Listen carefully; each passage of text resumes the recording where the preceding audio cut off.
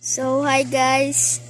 Nandito ako sa kwarto ng mama ko at nandyan yung ate ko. Pag-hi, tea.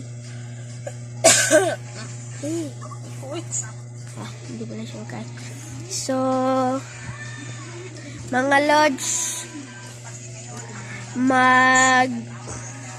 magkakanta tayo at sana viral tayo. At sana mayroon magsusupport sa akin. Okay lang. Kapag walang magsusupport sa akin, okay lang. So, start na tayo. Okay, 1, 2, 3, go.